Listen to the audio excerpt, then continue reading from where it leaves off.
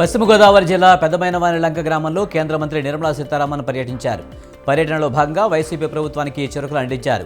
గ్రామ సర్పంచ్ కొల్లాటి కనకదుర్గ గ్రామంలో పలు సమస్యలు ఆమె దృష్టికి తీసుకువచ్చారు. దీంతో లబ్ధిదారులందరికీ సంక్షేమ పథకాలు అందేలా చూడాలని కలెక్టర్కు తెలిపారు. అర్హులైన వారందరినీ గుర్తించి మంజూరు చేస్తామని కలెక్టర్ చెప్పారు. హైదరాబాద్తో పాటు ఓఆర్ఆర్ పరిధి వరకు తాగునీటి సరఫరాలో ఎలాంటి ఇబ్బందులు లేవని, అవసరం మేరకు తగినంత నీరు అందుబాటులో ఉందని ఎండీ సుదర్శన్ రెడ్డి తెలిపారు. ఖైరతాబాద్లో వేసవి కార్యాచరణపై ఎండీ సుదర్శన్ రెడ్డి అధికారులతో సమీక్ష నిర్వహించారు.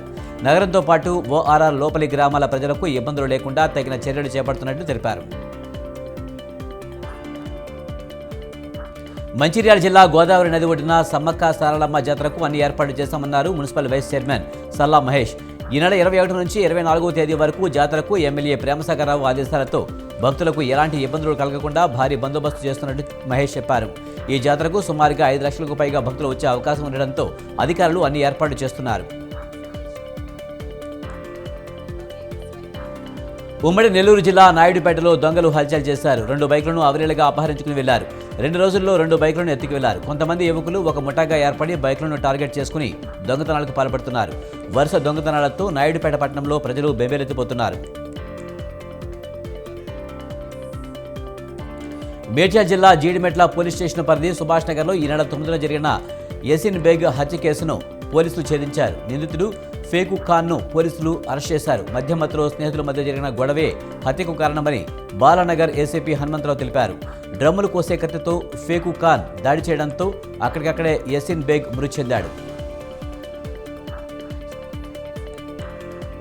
ప్రకాశం జిల్లా ఒంగోలులో ఏపీ తెలుగు రైతు అధ్యక్షుడు మర్రెడ్డి శ్రీనివాసరెడ్డిపై హత్యాయత్నం జరిగింది.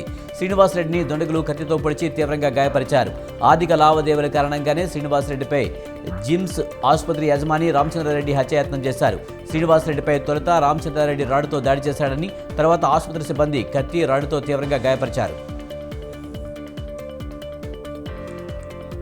బీఆర్ఎస్ ఎమ్మెల్సీ సంబీపూర్ రాజు తండ్రి సుంకరి ఆంజనేయులు పీఏ భరత్ గౌడ్పై ప్రభుత్వ భూమి కబ్జా కేసు పెట్టారని బీజేపీ నేత ఆకుల సతీష్ డిమాండ్ చేశారు. దుండిగల మండలం బౌరంపేటలో మాజీ సైనికుడు హేనా చక్రవర్తికి మంజూరైన 3 ఎకరాలను వారు రిజిస్ట్రేషన్ చేసుకోవడానికి తప్పుపట్టారు. బీఆర్ఎస్ ప్రభుత్వం ఏర్పడిన కొద్ది నెలల్లోనే ఆ భూమిని ఎన్ఓసీ పొందకుండా ఆంజనేయులు భరత్ పేరుపై రిజిస్ట్రేషన్ చేసుకోవడం చట్టవిరుద్ధమని అన్నారు. బాలాపూర్ శ్రీ అభయాంజనేయ స్వామి దేవాలయం ప్రాణప్రతిష్ఠ కార్యక్రమం ఘనంగా జరిగింది. ఈ కార్యక్రమంలో సినీ నటి అనసూయ, ఆకాశపురి, అను, రావిపొడి, మహేశ్వరి, చేవెళ్ల ఎమ్మెల్యేలు సబితా ఇంద్రారెడ్డి, రంజిత్ రెడ్డి పాల్గొన్నారు. అయోధ్య శ్రీరాముడి విగ్రహాన్ని రూపొందించిన కృష్ణశిలతోనే అభయాంజనేయ స్వామి విగ్రహం గర్భగుడిని నిర్మించారు.